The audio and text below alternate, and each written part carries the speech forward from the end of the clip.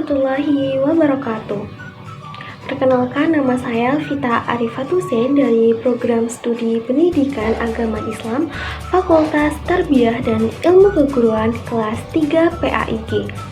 Sebelumnya, di sini saya akan membuat tugas video yang dimana merupakan tugas UAS mata kuliah Qawaidul Fiqhiyah yang diampu oleh Bapak dosen, yaitu Bapak Ishak Suryonugroho MSI. Jadi saya akan membahas 3 lingkup dalam video ini. Yang pertama adalah pengertian Qawaidul Fiqhiyah baik secara bahasa maupun secara istilah. Yang kedua adalah sejarah perkembangan Qawaidul Fiqhiyah. Dan yang ketiga adalah 5 kaidah pokok Qawaidul Fiqhiyah disertai contohnya. Baik, langsung saja untuk mempersingkat waktu, kita langsung pada pembahasan yang pertama, yaitu tentang pengertian Qawaidul Fiqhiyah. Jadi Qawaidul Fiqhiyah ini berasal dari bahasa Arab yang dimana terdiri dari 2 suku kata, yaitu qawaid dan fiqhiyah. Qawaid ini adalah bentuk jamak dari kata qaidah yang secara etimologi berarti dasar atau pondasi atau al-asas. Jadi qawaid ini berarti dasar-dasar dari sesuatu. Ada dasar atau pondasi yang bersifat hisi atau konkret dalam artian bisa dilihat seperti dasar atau pondasi rumah. Dan ada juga dasar yang bersifat maknawi, yaitu abstrak atau yang tidak bisa dilihat. Seperti contohnya yaitu dasar-dasar agama. Pengertian qawaid yang bersifat hisi bisa ditemukan dalam Quran Surat Al-Baqarah ayat 127 dan Quran Surat An-Nahl ayat 26. Adapun Quran Surat Al-Baqarah ayat 127 yang berbunyi Bismillahirrahmanirrahim, wa id yarfa'u Ibrahimu al-qawa'ida minal baiti wa Ismail Rabbana taqabbal minna innaka antas sami'ul alim. Yang artinya, ingatlah ketika Ibrahim meninggikan pondasi Baitullah bersama Ismail, seraya berdoa, ya Tuhan kami, terimalah amal dari kami, sesungguhnya Engkaulah yang maha mendengar lagi maha mengetahui. Kemudian yaitu ada Quran Surat An-Nahl ayat 26 yang berbunyi Bismillahirrahmanirrahim, qad makarul ladina min qablihim fa atallahu bunyanahum minal qawaidi fa kharra alaihi musaqfu min fawqihim wa atahumul adabu min haitsu la yash'urun. Yang artinya, sesungguhnya orang-orang sebelum mereka telah mengadakan tipu daya, maka Allah menghancurkan rumah-rumah mereka mulai dari pondasinya, lalu atapnya jatuh menimpa mereka dari atas. Azab itu datang kepada mereka dari arah yang tidak mereka sadari. Selanjutnya ada pengertian qawaid secara istilah. Menurut Al-Taftazani mendefinisikan qawaid dengan hukum yang bersifat universal dan dapat diterapkan pada seluruh bagian-bagiannya, yang mana persoalan-persoalan bagian atau juzi tersebut dapat dikenali darinya. Sedangkan Al-Jurjani dengan lebih sederhana mendefinisikan bahwa qawaid adalah sebagai proposisi atau peristiwa qadiyah universal yang dapat diterapkan pada seluruh bagian-bagiannya. Sedangkan fiqhiyah berasal dari kata fiqh yang ditambah ya nisbah, gunanya untuk menunjukkan jenis. Secara etimologi atau bahasa, kata fiqh berasal dari kata fiqhon yang merupakan masdar dari fi'il madi faqiha yang berarti paham. Kata fiqh dengan arti paham atau memahami didukung oleh firman Allah yang terdapat dalam Quran Surat Hud ayat 91. Adapun Quran Surat Hud ayat 91 tersebut berbunyi Bismillahirrahmanirrahim. Qalu ya Su'aibu ma nafqahu katsiran mimma taqulu wa inna lanaraka fina dha'ifan walaula rahtuka la rojamnaka wa ma anta alaina bi'aziz, yang artinya mereka berkata, wahai sungai, kami tidak banyak mengerti apa yang engkau katakan itu, sedangkan kami sesungguhnya memandang engkau sebagai seorang yang lemah di antara kami.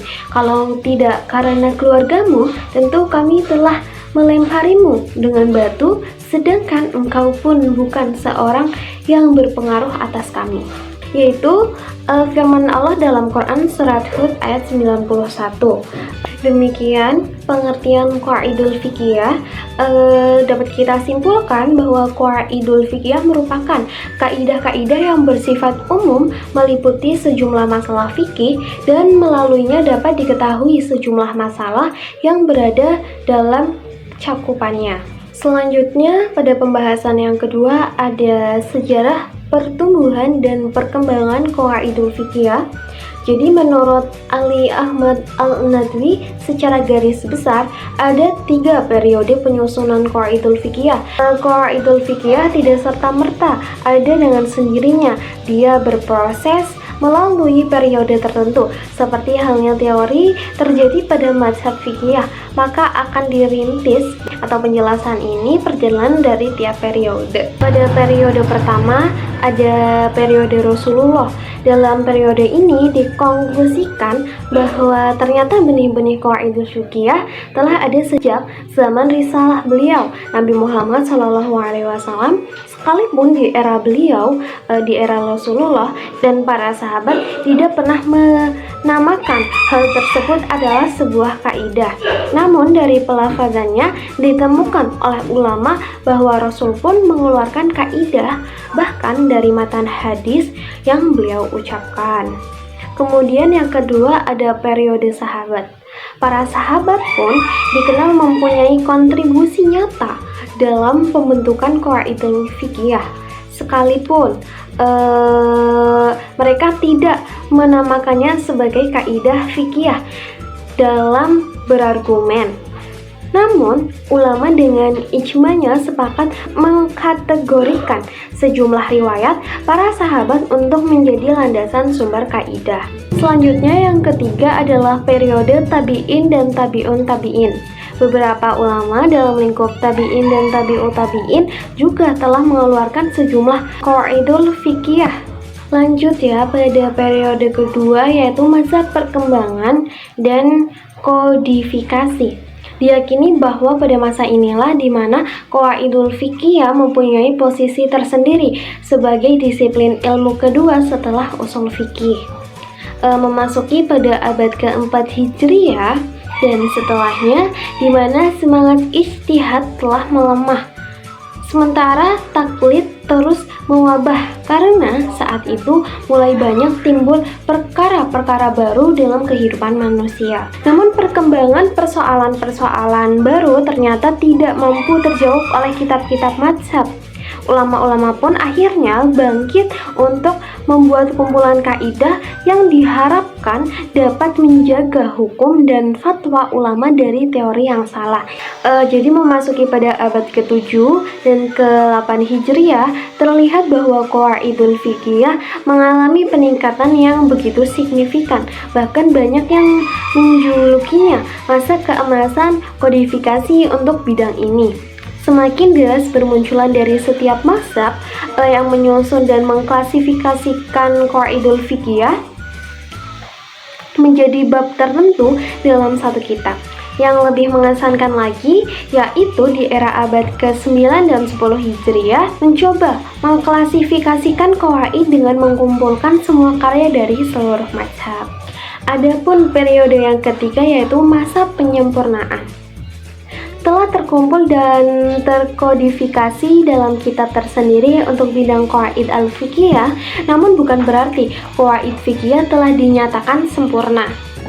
Lanjut pada pembahasan yang terakhir, kita akan membahas 5 kaidah fikih pokok beserta contohnya.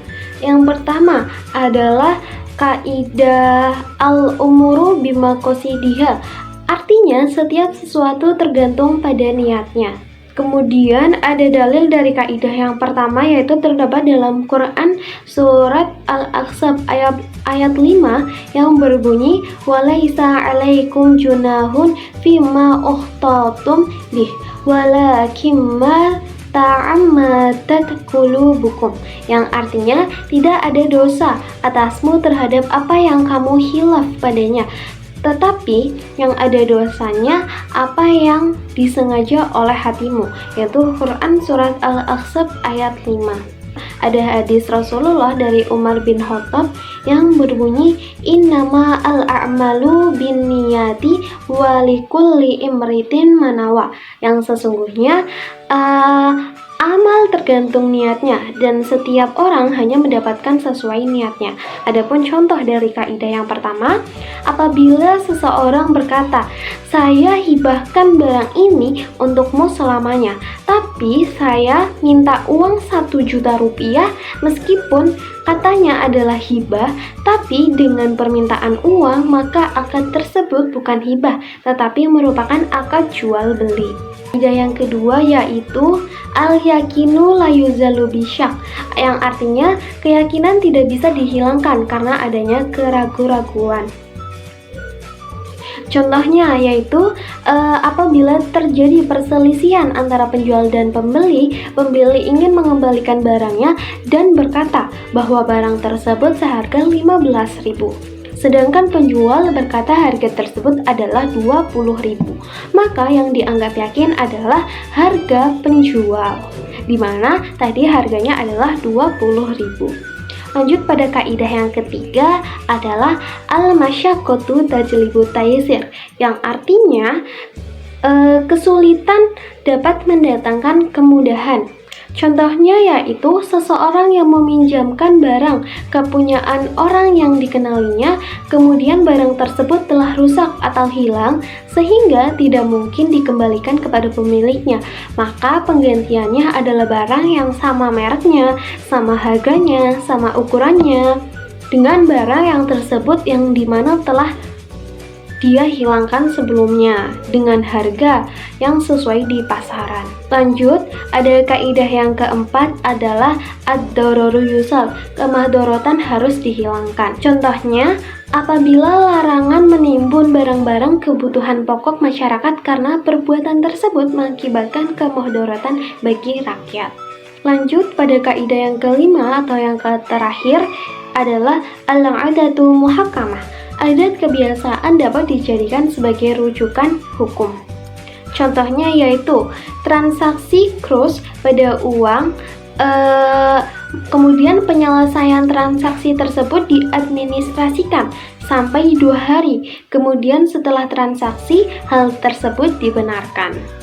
Sekian, apabila ada kekurangan yang kurang jelas itu datangnya dari saya. Wassalamualaikum warahmatullahi wabarakatuh.